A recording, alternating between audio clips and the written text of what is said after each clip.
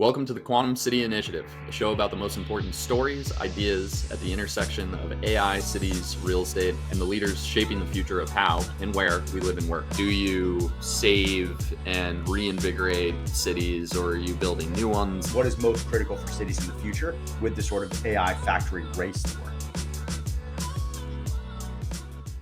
All right, episode 18. What a week. The holidays are here. I saw a funny meme the other day, big meme guy myself, where the meme was, there's too much stuff going on right now. Where's all the, hey, let's circle back in 26 talk? Everybody's busy still. It's been a jam-packed end of year here, man. Jam-packed. We got a ton to talk about. I like that you're now going under the moniker of meme guy. I like that about you. Both a meme guy and a mall guy, which we've talked about quite a bit, real estate, tie-in, a big retail guy. Just a little rare meme-themed mall. Ooh, buy my merch. A little teaser here before we get started. Today we got a ton to talk about. Justin's gonna hate it. We reformatted the notes on him again, but it is what it is, man. There's just too much to talk about. People want their news, but little teaser here. Little teaser, Chase. Can you guess how many views we've had on the pod on YouTube and how many hours of watch time we've had since we launched? Little teaser. We'll do a recap at the end of the year, but just a little teaser. Throw it out. How many views of YouTube? Just YouTube views. 10,000. Bro, this hair alone gets more than 10,000. 45,000. Okay. Yeah. And how many hours of watch time you think? 7. 204. All right, well, I'm not even close. I guess I should start paying attention to what I'm saying on this now that people... Which is wild. You know what's even crazy? Is that if you look at all the platforms, we publish these things across LinkedIn, we publish them across Instagram, we publish them across YouTube, obviously Spotify, Apple Podcasts, which I found out is like a boomer thing, but I listen to Apple Podcasts. Ugh. TikTok. I've never downloaded it once. Like a real adult, I watch all the TikTok memes on Instagram about a week later, but we got 10,000 views on the topic, man. Interesting. Pretty good. I think there's a future in social media influencer. Anyways, Ep18, speaking of social media, which is why I brought this off, it's terrible for you, right? At a young age, it's distracting. We're all addicted to our phones. Well, Australia, good day, mate, has decided, first news story, quick hit of the day, to ban social media for teens. Again, this is not necessarily a new concept. We know that schools are banning phones for a lot of folks. Some of the local schools here are doing that. I think for like 12-year-olds, I don't even know many 12-year-olds that have phones, but social media is banning citizens under 16 on all the social media platforms. What's your take on this? A little too big brother, or are you a fan? Big fan. Big fan. How does this relate to the notion of a quantum city or a quantum Australia? I don't think it does at all. I just think kids shouldn't be on social media. It's like smoking cigarettes. A couple digital ciggies. Yeah, basically digital cigs.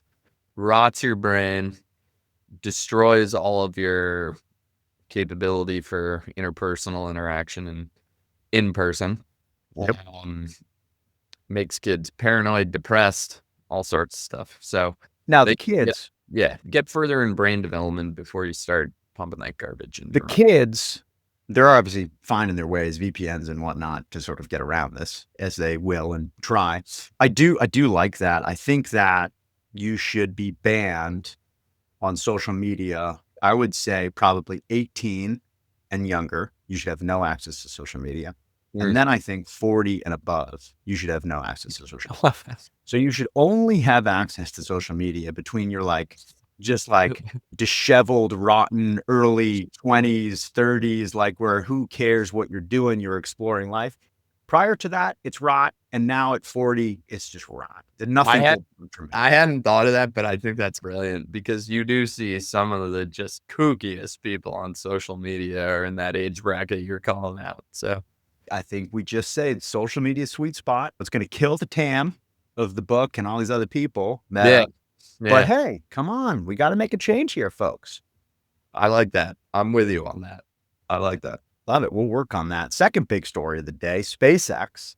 Mr. Musk's, one of the many companies that he runs, we'll get to real estate in a little bit. We get some good stories, but one of the many companies that he runs is planning a 2026 IPO.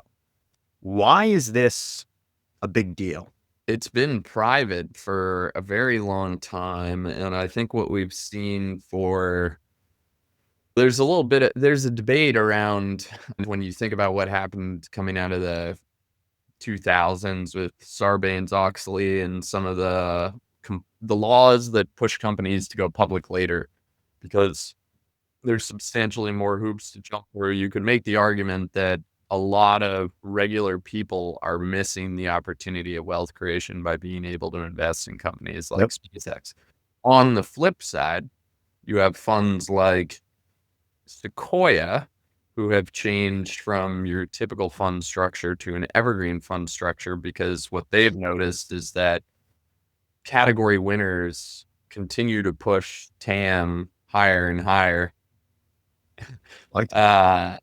And that they said they had some crazy stat that they would have returned something like 13 or 14 billion more to investors if they had been able to hold their winners in the public markets. I think SpaceX, even though it's essentially going to be a large cap, still has a huge growth story. When you just look at the volume of space missions from SpaceX versus the rest of the world, it's a dominant market position, and they're creating all these side businesses, obviously with Starlink and other things. This is going to be a huge IPO. I mean, we're not even, we're just like in inner space. We're not even in outer space yet.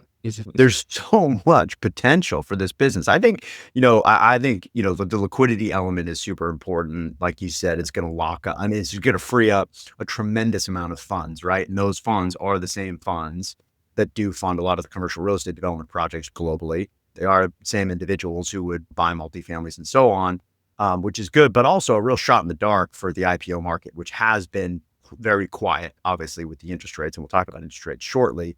So this is a huge deal. Also, it could accelerate Mr. Musk on his way to being a trillionaire. He's got that fancy little Tesla package, which if he hits those numbers, but, I'm sure there'll be some, stock-based comp on this one as well, because he famously takes no salary everywhere he goes. Some stock-based comp, which might boost him to trillionaire status, which might be cool. He might start another I think it's fascinating. He's probably going to do it. And yet I think he still lives in like a trailer and just stays at friends' houses. He puts his money where his mouth is, really. For sure. Which is his companies. Speaking of putting your money in interesting ways, Norway's largest wealth fund. So we've talked about AI and data centers a ton. And there's another story about Brookfield a little bit later about their investments into AI. Norway's wealth fund, 1.6 trillion sovereign wealth fund, one of the most influential investors on the planet. It's huge. It's big. It's a big number. Not interested in data centers at all. They're avoiding that investment class.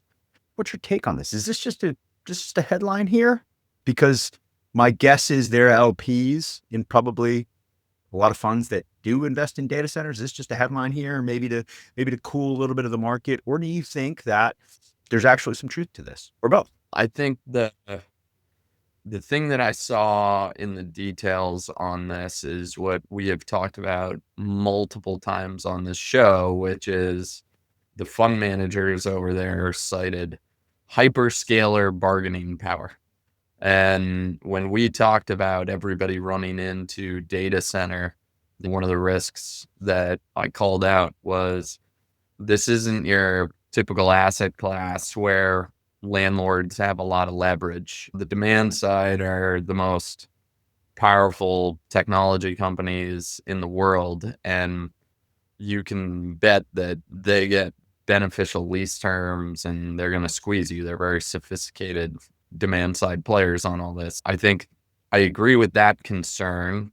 Also, typical Europe here is they're citing environmental risks, which I don't understand why that should necessarily play into their bet in the category. I think this is what got Europe into trouble, where they decided to let the green mentality take over, and then they just became a customer of Russia, which green is not a priority. So you're just outsourcing. I'm sure that's just to appease people, but I completely agree with the hyper scaling bargaining power on this. Certainly a risk. I think when I read this headline, I don't even read anything having to do with data centers. All I see is that they're short on global energy, because to me, that's the biggest risk for AI data centers, and to not put any money in there. And we've talked about this a bunch. It's not a new concept. We can't simply power. We're having our power grid struggle in general in some of our major cities. Is part of how we rank quantum cities, obviously the infrastructure element. Never mind this massive amount of energy to fund these. I think they're short on energy, and I think there's something there to pull on. Yeah, I think that's right. This is why I think the administration's pushing hard on all things energy. Yeah, it'll be interesting to see where those dollars go. I mean, we know that China and those folks are really bleeding into nuclear. We'll see if the States jumps back into that, where a lot of this AI infrastructure is going. Now, having that said, maybe we do put these data centers in the ocean or in space. We don't know. Those are options out there. But Well, energy is probably cheaper in space. Elon's going to continue to bang the drum on the ultimate energy source being the sun. If you get closer to the sun by going to space, Depends on what direction in space. well, but it's always moving, right? Yeah, but head out the other way. I'm with you. Let's harness some of that sun energy. All right, our favorite topic to talk about: youth sports. Here we go. You know, we joked around talking about youth sports in a couple of episodes. We talked about it last week. We talked about sort of private equity. I don't know, depending on which side you're on, ruining it. It's the topic of a lot of the chats that I'm in right now. A bunch of hockey chats and hockey families talking about that. Private equity coming in and buying off the local rinks. It's only going to get better or worse depending on how you look at it. So youth sports are now becoming the big real estate driver. And why is this important? Well, we talk about experience all the time. Youth sports are a massive, wonderful experience for your family, for your kids. When you travel to tournaments, your kids, everybody's in a hotel. I was just in Disney, and my flight to Orlando was half cheerleaders. There's like apparently some massive cheerleading thing at the ESPN Worldwide Sports. And then, of course, folks going to Disney. Youth sports is a $50+ billion industry. Tournament venues bring in obviously hundreds of thousands of people annually. And on those venues, they price hike.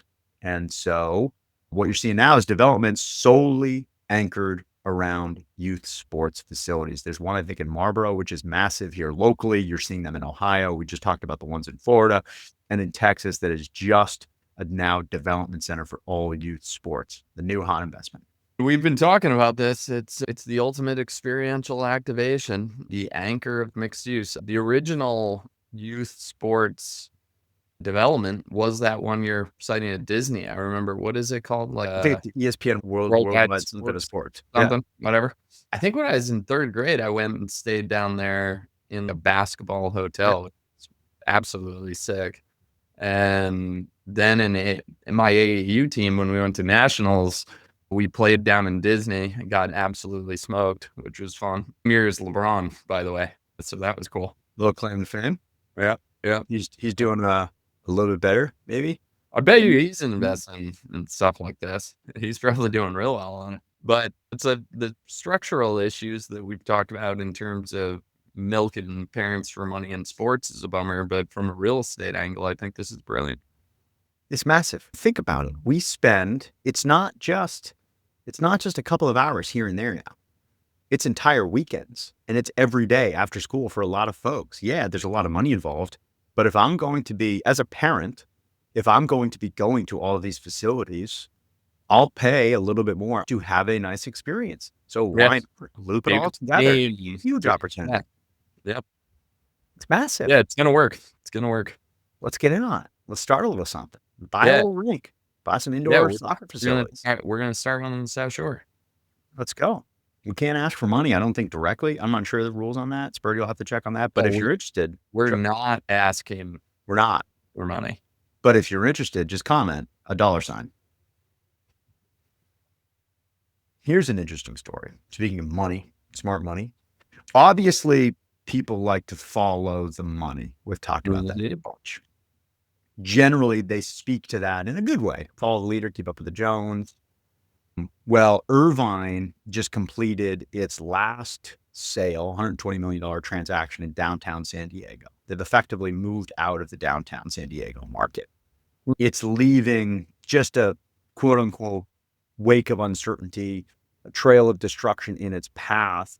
And it goes to show and prove just the power of some of the real powerful smart money folks. Now, this is obviously a bummer for the San Diego downtown market. Irvine, but they're not getting out of commercial real estate. They're just choosing a different location, right? They've tapped that market and they're moving out. They do have the burbs of San Diego, but what it's doing is it's putting a shroud of doubt, a cast of doubt on every single investment there. And because of that, all other projects and prices and asset prices are all taking a dip because the big dog Irvine is stepping out of the city. Who wants to go against them, right? Yeah, it's not a good signal. I didn't have San Diego on the radar, to be honest with you. I'll have to dig into that one, see what's going on. The general feeling last time I was in San Diego is that there's not a lot of work happening. There's a lot of hanging out, but not a lot of work.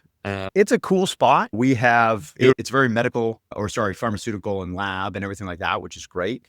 But the coolest thing about San Diego is every time I think about San Diego, I think about Top Gun, obviously, Yeah, Spider Town, USA. Yeah, And when that's you're the there, best part of San Diego, big military town. yeah, you see the jets Those- flying over. those guys are working. But I will say the city of itself, when driving from the airport out to, we're visiting customers a little bit on the outskirts, kind of like Torrey Pines, which is a beautiful golf course. Muni, by the way. Anyways, it felt tired. It felt, and this was earlier this year. This is towards the summer. And so this is just another hit to the market. Now, hopefully what is going to happen, we know the West Coast has been hit hard. Pacific Northwest is still struggling significantly. SF and that Silicon Valley market was hit as one of the hardest. They're now coming back. We talked about that last week. We have plenty of statistics on that. Hopefully what will happen is this is, we'll call the bottom on San Diego and a couple of the other West Coast cities, and now we can rebuild. Obviously not a great sign that Irvine's not putting their money where their mouth is, not putting capital in the city, and other folks are following Irvine out.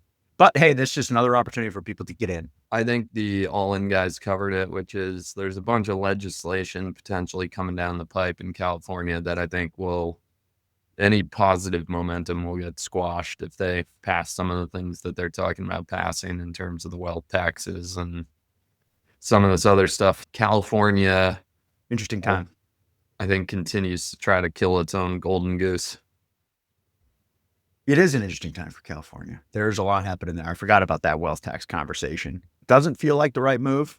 No, look taking it back to the Norwegian storyline. Norway tried to do this several years ago, and they forecasted some big tax windfall, and they ended up losing a ton of tax revenue. Yeah. So I think we've seen this movie before. I don't think it's the right move. Yeah. Not ideal. All right. Breaking news this week, which would be last week when we published this. We film on Fridays live. Fed cut rates again. The Fed cut rates again. They signaled 2 cuts in 2026. Honestly, man, I thought I'd be a little bit more excited about this. I saw the rates get cut. However, the 10 years not moving. I feel like interest rates on mortgages and large commercial backed securities and loans are just not moving as fast as maybe we thought they would with the Fed cutting the rates. What's going on there? I think a lot of this is political, and I actually think we're going to see rates come down once, because Trump gets to appoint the new chair in the spring. So I think it's pretty obvious what he's looking for out of the new chair. And it sounded like he had been on a lead horse for that role. I haven't looked into him too much, but I do think we'll see them come down when they make some changes in the spring. Yeah, let's hope so. Both personally, for my mortgage, I'd like to refi, but also for the world, for the world that we live in, commercial backed or sort of, commercial mortgages. What'd you make of the latest inflation print? So there was a funny meme, because I'm the meme guy, where somebody asked ChatGPT, and I'm going to probably butcher this because I'm going to forget it. It was, can you describe stagflation without saying stagflation? And its quote was the exact quote from Powell, which was economy still strong, labor market in trouble, or something like that. And ChatGPT basically said the exact same thing that Powell said. So, I mean, listen, I don't know where we're at right now. I'm certainly not an economist. I wake up every day sort of both bullish and bearish. I'm certainly not a Michael Burry guy where I'm shorting the entire market. I do think there's an element and there's a lot of growth and a lot of room for a lot of companies and a lot of stocks, but I do think there's a lot of overvalue that's happening. And listen, I'm a big proponent of getting the rates down. I think that can unlock a lot. And I think it's going to start to work to honestly drive down some of the inflation. But I don't know. That's just me. That's just one man's opinion. What's your take? I don't know how to read it in terms of Powell is saying he thinks jobs are greatly overstated, which I think is funny since he wasn't saying that in the last administration and they were greatly overstated. So it's, look, everybody plays politics on this stuff, both sides. So between the job market, and I still haven't heard a smart and coherent argument for what impact tariffs have or haven't had on inflation. And it feels like the tariff chatter just in general. Is Trump still doing the tariff checks? The Donald Stimmies? Trump checks? Is that still a thing? Or did that get killed? Certainly hope not. That's just, talk about, I hate everything about that. Stimmies? That we were supposed to come in and develop like fiscal discipline, and they have not done that. So I certainly hope they're not just mailing people money beyond. I think they did that one, but that's not what we need. Yeah, to wrap it up, I think the market's in an interesting spot. I think that, it's always a tough time of year. A lot of people are doing their tax loss harvesting. I don't think there's a lot to read into watching the public markets over the next couple of weeks, call it. I do think it's a good sign for the world that we live in that the Fed did cut rates. I think there's a lot more. I think this notion of overinflated jobs numbers, the government was shut down for a while, so we know that impacted the data that was there. I just don't understand why we can't get a more accurate read on a lot of this. Why do we operate so far behind? To me, is the most troubling piece of all this, but it's so antiquated the way they collect data. That's something that I think would have been it was good that Doge went in and tried to clean up fraud and waste, but it would have also been good to implement some modern systems from a data collection perspective. Yeah. All right. Speaking of great things, not something you see a ton in the news these days. And we'll shout out and pat on the back, one of our customers, Lever House, just hit 100% occupancy after a massive renovation in Manhattan. Love that headline. Yeah, 100%. Good for them. It's an amazing asset. We had a great launch with them a few weeks ago. Just top class trophy asset. So like seeing the good guys win. What makes them unique? It's certainly, I mean, they did a wonderful job. Obviously, they spent whatever, 100 million or more than 100 million on the actual renovation. But when you walk into that lobby, one, it's very secure. So you really need to be a tenant. It almost feels like a social club. But the second you get into the lobby and you get the access in, powered by HQO, no big deal. But once you're in, there's an element of concierge. There's an element of service. There's an element of hospitality that I think a lot of people can still take notes from. Like, again, we talk about those Class A towers, or A+ towers. We talk about the movement to the top, right? Where there's really a dichotomy in the market. You have really the trophy and everybody else. But this is honestly, this takes trophy a step further because of the service element. It really, I mean, this is the hotelification. If you step foot in this lobby, 390 Park Ave, you step foot in this lobby, you feel like you are in a incredibly upscale, high class, honestly, a hotel lobby. The coffee book tables that they have when you're sitting in there, like it truly is a wonderful experience that goes beyond the bricks and sticks. Yeah. And look, that's the future. That's what everybody wants. It's the blueprint. So not surprising they're at 100%. We're going to see a lot more of it. Good for them. Speaking of massive towers, I think we teased this a little bit earlier, but we're not a news outlet, so we don't break news. But JP Morgan just signed or had signed, or whenever they signed, whatever, they're moving and they're taking a 15-year deal. It's like 200,000 feet plus of space at Boston's new South Station Tower. Boston's new South Station Tower is a massive development by Hines. It's an insane building. The first 9 floors are obviously one of Boston's major transportation hubs with South Station. They announced an incredible restaurant group. I mean, you talk about the hotelification. This is going to be wonderful. And then they have the Ritz-Carlton on top of it. The reason why we're talking about it today is JP Morgan. They want their name sitting on the highest piece, the top of the city of Boston. JP Morgan is going to fight the city. They're going to fight Hines. They're going to fight everybody to make sure that everybody can look. When you're coming into Boston from every angle, if you're not from this city, the North Shore's probably got the best look coming in on 93. South Shore's got it okay. You see that tower, all you're going to see is JPM. I wonder what side they would want to put it on. It's got to be pointed south, right? Since it's All sides, man. just JP Morgan all the way around. It just rotates. Yeah. Yeah. That would be cool. So who knows what's going to happen here? Honestly, I'd love it if Hines put their name or if it was branded South Station Tower. I think that's really cool as a homer of Boston. ST. I like SST. I like SST, but at the same time, Boston's skyline is tired. It's got a bunch of tired names on top of it. PwC's got their name across their pretty new building in the Seaport. State Street moved. That's still weird.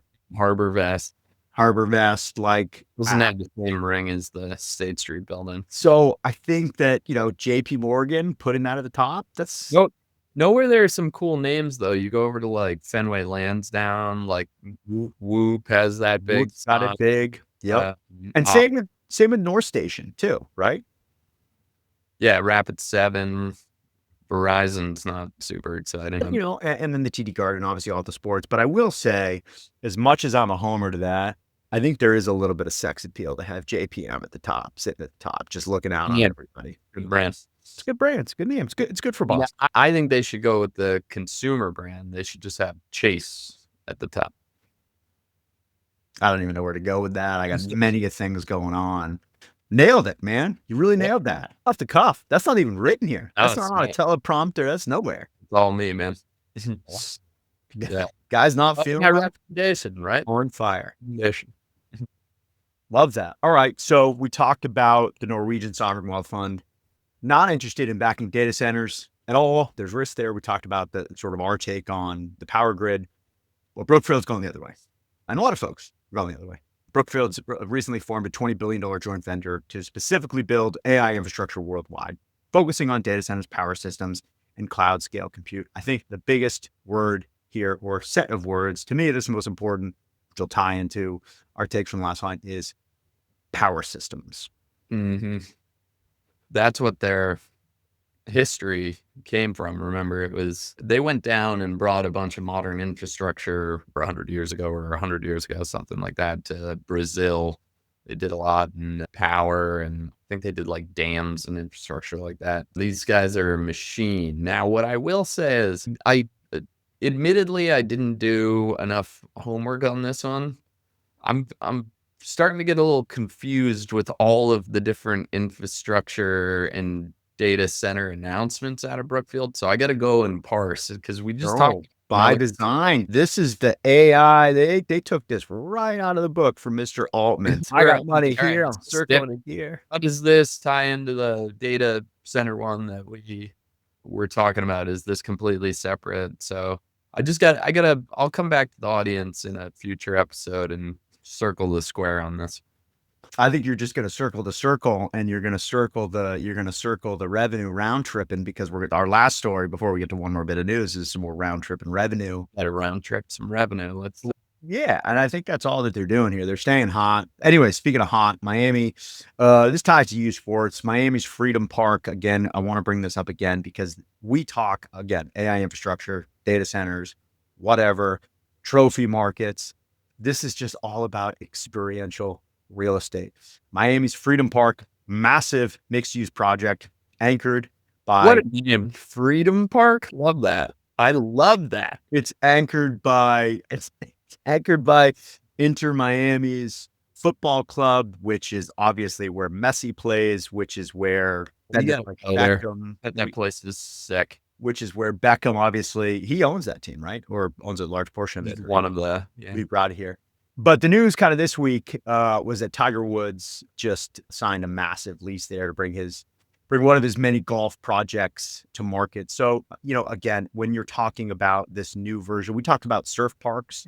That was one of the stories we've covered in Virginia. People are looking at surf parks to sort of anchor this notion of mixed use. I think that this is a massive trend here. I'd love to see more of this. And candidly, I want to see more of this in cities. So the fact that it's in Miami is great. I'd love to see some of this in Boston. I'd love to see some of this in New York. This notion of experience, again, we talk about return to office, and I hate those words so much because it's so stick. It's not carrot. If you really want people to come back, yeah, there's an element of productivity and all that stuff that we talk about makes sense, but make it a wonderful experience. That's what Lever House is doing. That's why they're at 100% occupancy.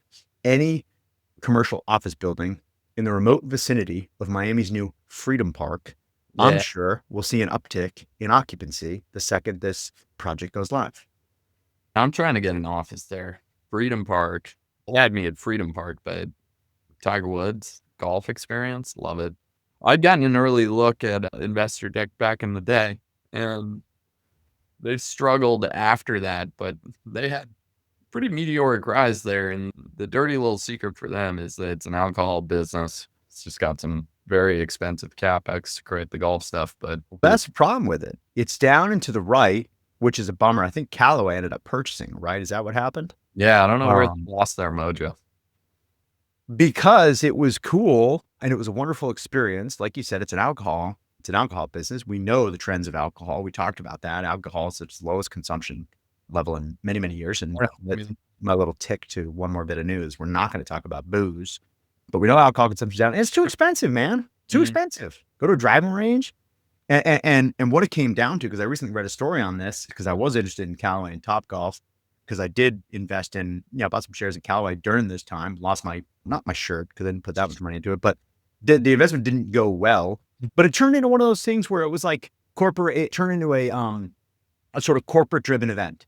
So what started as like, let's take a date there, or let's go with my buddies and my friends, turned into like, yeah, I'll go. It's too expensive if my company pays. And that's a bummer. That's the branding you don't want. Yeah, that's tough. All right, a couple more bits of news real quick, coming up on 40 minutes here. This one's, I don't know, whatever, super boring. SL Green closed a $1.3 billion opportunistic debt fund. The rich boring at all. The rich keep getting richer. What's exciting about this, again, this money's going to be focused. This massive war chest of capital is going to be focused on Manhattan. They're New York's biggest landlord, and they want to be a lender. What's exciting, again, about this is hopefully they start to deploy this capital quickly. And again, this unfreezes and unlocks, opens up a bunch of liquidity, opens up a bunch of deals. The fact that they're not just using this for their own investments, buying effectively assets, they're going to be using it as a loan shark mechanism. I added the shark. They didn't put that in there, but they did say high yield loans. So hopefully this is another shot in the arm to Manhattan's office market. Yeah, I think we talked about this, the people with strong balance sheets and all this, we're going to be in a position to be aggressive coming out of the downturn. And that's exactly what they're doing. Good for them. Last quick hit here. Great show, by the way, so far. Disney is wetting their beak on AI. Apparently. By the way, this is more round tripping. Apparently. And I don't know how this works. I don't look at the damn contracts, but Disney is investing in OpenAI so that OpenAI can license their characters. It's great. Yeah. It's just the different trips happening everywhere. I love it. And it's not just an investment. It's $1 billion investment. So Disney's going to invest $1 billion in OpenAI. It's a small ball for OpenAI. Well, both companies, again, have relatively strong balance sheets, but they're going to invest $1 billion. Or, the story was they might have the option to invest. That was kind of some of the news. I don't know exactly where this one stands. And then as part of that $1 billion investment into OpenAI, Sora, their sort of OpenAI's video generation product, will have the ability to license 200 characters. So this covers a lot of different things that's been hot sort of on the AI market, is the copyright notion, the ability to leverage, characters. Disney characters are obviously massive. And then just another $1 billion in Altman's war chest? I do think it's a very valuable content library. Disney came out right around this time and slapped Google, saying they issued them a cease and desist for not playing nice on copyright like OpenAI was. So Altman's the ultimate deal maker, and he's wheeling and dealing, which we joke about round tripping revenue. But, there is a scenario in which the strategy works, right? These folks invest in OpenAI, and the bet is that if they continue to build out their infrastructure and their product services, demand will ultimately create stable enough revenue that they won't need to continue to take dilutive capital because they're hyperscaling. So it could work. Good work. We'll see. I'm trying to figure out what Disney's plan with all this. They're going to just like they license their characters to retail stores and people, all that. This is just another licensing channel. So OpenAI is going to say like, all right, we pay a couple $100 million, billion, whatever the number is, in recurring licensing fees to Disney. And, our product, Sora 2 in particular, will need to greatly generate more revenue such that the COGS, which is licensing of characters and the core technology, it is substantially more than whatever they've licensed, whatever the deal terms are for this. So yeah, and I do think their market that's bigger than, let's say they're paying them a couple $100 million. Is there a market big enough for people producing their own media on top of Disney characters substantially larger than the couple $100 million in which they license it? I do think the content creators really have the unfair advantage, and at the end of the day, they're going to be the winners with this whole AI thing. These content libraries, it's got to be licensed somewhere. Reddit's done some licensing. I think New York Times has. I don't know how super valuable a lot of the historical stuff is for them, but Disney certainly has a library that is insane. For high quality, I think will do well. And then I think we're also going to see competition of new characters created by new creators, and Pixar, Marvel, like this is Disney's moat, right? Most valuable library. Speaking of libraries, I didn't have the story. I kind of forgot about it before we get to one more bit of news. What's your take on this just absolutely incredible bidding war in front of us here with Netflix, Paramount, all trying to go after Warner Brothers Discovery? You've been following this? Yeah, it's Netflix coming in at the final hour. It sounded like the Warner Bros. Folks had their kind of heart set on going with, quote, a big tech company. So whether it would be like Netflix or Apple, although I think the comparison between Netflix and some of the Paramounts of the world, all this like media versus tech, like it's kind of all blended at this point, but they seem to have their heart set there. There is some chatter that the executives had lined up some jobs for themselves with Netflix.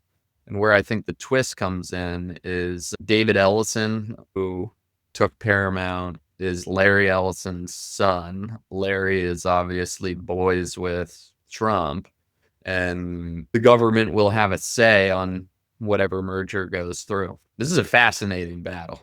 I love that we're back. This is barbarians at the gate all over again. This is hostile takeovers. I mean, this is what we need right now, right? You talk about, shot in the arm to the economy. Let's get a bunch of billionaires all fighting over a content library that they must see insane value in, right? Warner Brothers, historically, actually, that stock had been getting hammered, recently, which, the valuation is right. But then there's obviously a bunch of chatter that Paramount's guidance is going to just continue to up its bid, and that money is, what was the quote? It's somewhere, money's not an issue for them. I mean, there's a lot for Larry, it seems, although I think their stock got hit this week, but he'll be fine. Oracle, that is? Yeah. So Oracle didn't talk about this one. They got hammered because of the round trip, and man, they got a little hammered. Yeah. Everybody's starting to get into what's actually going on here? Who's actually paying the bill? Who's actually generating the money? Where's the cash coming from? And so people are starting to pull apart some of this round trip. And Oracle got hit pretty hard. I think it was down like 30-something% just in the last 2 weeks, after their earnings report. So yeah, I think there's a lot more coming from there. One more bit of news this week. This is an interesting bit of news. Not something I didn't necessarily think was coming. I was in Amsterdam Wednesday. I was in Amsterdam earlier this week with a couple of customers, which was great. And hit a group chat up with my buddies that I was in Amsterdam, and they were all like, yeah, you got to go eat some, what do they call them? Space cakes. Got to go eat some space cakes, hit up the coffee shops. Unfortunately, I didn't have enough time. I was only in Amsterdam for a day. I didn't get to dabble in their coffee shops. I hear great things, but I never went, unfortunately. But Massachusetts just announced or just passed legislation that they'll be bringing social cannabis as early as January of 2026. So we know that in here in Mass and in other areas, marijuana and cannabis has been decriminalized, although, the new bill that Trump just put in had some issues with sort of CBD-based products, which we talked about earlier. But what this is going to do is you're going to start to see some coffee shops where folks can not only just purchase weed, which is sort of what it is today, right? These dispensaries, they can sit, hang out, and smoke a doobie. What's your take? I'm torn on this one because a big part of me is very libertarian in many sense, live and let live, so long as you're not harming others. That's how I tend to feel about these things. However, on the flip side, I think we are seeing a tough pattern. It typically correlates to the gateway states and cities where, they are over-regulatory in a lot of ways. They're anti-business, light on crime, and then they lean into kind of the vice things for where they have a shortfall from a tax revenue perspective. And I'm sure they view this as a obvious way to generate some tax revenue. And I think that's a compounding spiral when you think of the social work in certain ways. So I don't know. It's a tough call. We know alcohol consumption is down. We know that alcohol is effectively poison. We know that there are many issues with that, although everybody likes a glass of champagne or here and there. The arguments for this is that, but I'm glad that you like it. With some champagne, is that obviously cannabis is much safer and it's sort of less poisonous for the body. My only issue with this, and I'm generally fine to live and let live, is it going to stink up the streets?